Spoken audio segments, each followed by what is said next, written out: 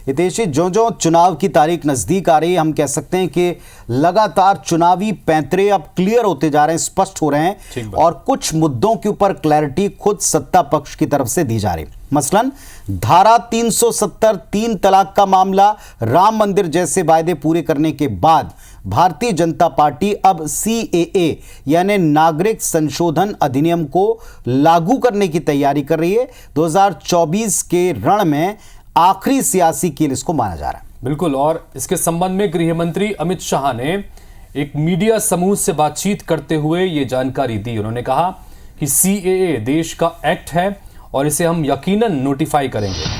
इसे चुनाव से पहले नोटिफाई किया जाएगा और चुनाव से पहले इसे लागू भी किया जाएगा। इसे लेकर कोई कंफ्यूजन नहीं होना चाहिए। तो अमित शाह ने कहा है कि कांग्रेस सरकार ने CAA लागू करने का वायदा किया था, वो इसके पक्ष में थे, लेकिन अब वे अपनी बात से मुकर रहे हैं। देखिए आप, अमित शाह ने कहा है कि CAA देश का एक एक्ट है, CAA देश का एक्ट है और इसे हम लागू करेंगे, यकीनन हम इसको नोटिफाई करने वाले हैं। यह अमित शाह ने कहा। इसे चुनाव से पहले नोटिफाई किया जाएगा, ये उन्होंने एक कार्यक्रम के दौरान कहा है, और चुनाव से पहले इसको लागू किया जाएगा, इसमें कोई कंफ्यूजन नहीं होना चाहिए। यह अमित शाह का बयान है, देश के गृह मंत्री का। इसके अलावा आपको बता दें कि उन्होंने ये भी कहा है कि हमारे देश में अल्पसंख्यक समुदायों, खासतौर पर मुस्लिम समुदाय को उकसाया जा रहा है। CAA किसी भी सिटीजनशिप को छीन नहीं सकता क्योंकि इसमें ऐसा कोई प्रावधान नहीं है। CAA ऐसा एक्ट है जो बांग्लादेश, अफगानिस्तान, पाकिस्तान में अत्याचार सहने वाले रिफ्यूजीज को नागरिकता देने का एक रास्ता पक्का करता है। तो चलिए अब आपको ये बताते हैं कि आखिर CAA है क्या। तो ग्राफिक्स के जरिए आपको बताते हैं। सबसे पहली बात ये कि बांग्लादेश, पाकिस्तान और अफगानिस्तान से आए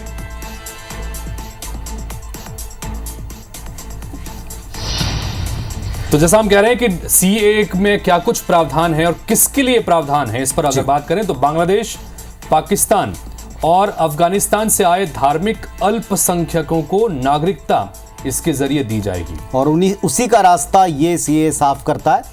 जो लोग 31 दिसंबर 2014 तक किसी प्रताड़ना के चलते भारतीय सीमा में आए, उनको नागरिकता दी जाएगी। ये क्लैरिटी है। इसमें हिंदू, सिख, बौद्ध, जैन, पारसी और ईसाई शामिल होंगे। ये सभी अल्पसंख्यक हैं भारत में। तो भारतीय पद्धति के मुताबिक इन्हें संशोधन करते हुए अब यहाँ की नागरिकता दी जा सकती है। इसका रास्ता साफ होगा। बिल्कुल, और इसमें मुसलमानों को शामिल नहीं किया गया है। देश में CAA लागू होने के बाद केंद्र सरकार के पास नागरिकता देने का अधिकार होगा, और इसी को लेकर गृह मंत्री बार बार ये कह रहे हैं कि किसी भी तरह से किसी को किसी कंफ्यूजन में रहने की जरूरत नहीं, क्योंकि ये नागरिकता छीनने का नहीं बल्कि नागरिकता देने का अधिकार है। चलिए, तो क्या इस मामले में कोई कंफ्यूजन फैला रहा है और क्या इस कंफ्यूजन का कोई पॉलिटिकल लाभ उठा रहा है, ये भी सवाल आज उन्होंने उठा दिया अपने इस बयान के साथ, क्लैरिटी के साथ कि चुनाव से पहले लागू हो जाएगा।